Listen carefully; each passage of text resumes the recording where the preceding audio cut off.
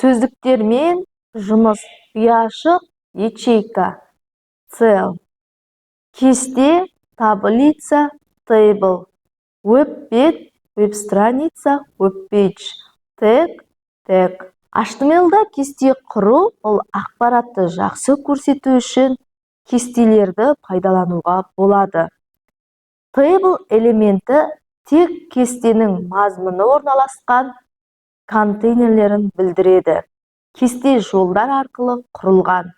Жолды белгілеу үшін tr контейнері, бағанның тақырыптарын көрсету th контейнері, ұяшықтардағы деректер үшін td контейнері пайдаланады.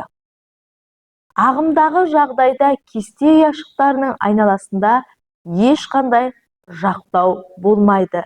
Енді кесте тегінің атрибуттарымен танысатын болсақ, legend атрибуты жол ұяшықтарындағы мәліметтерді туралау режимін анықтайды. Яғни left сол жақ шеті бойынша туралау, center ортасы бойынша туралау, right оң жақ шеті бойынша туралау, justify екі шеті бойынша туралау.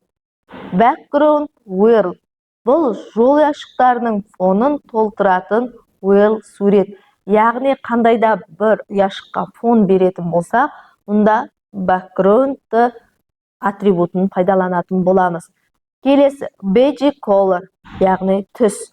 Жол ұяшықтарының фондық түсін береді. Board color, яғни түс. Бұл ұяшық жиегінің түсін өзгерту.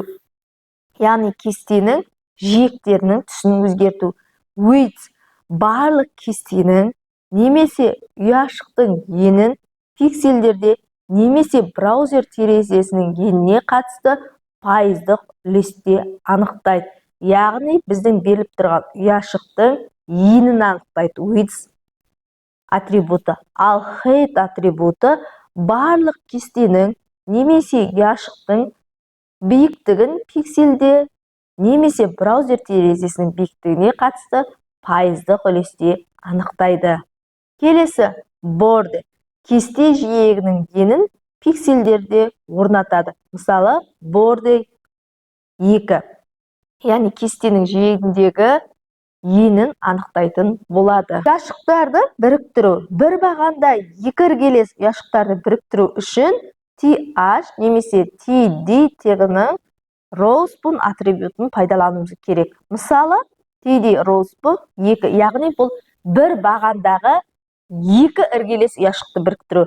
Енді бір жолда екі іргелес ұяшықты біріктіру үшін сол тектердің calls-бун атрибутын пайдалануымыз керек. Мысалы, td calls-бун тең 2.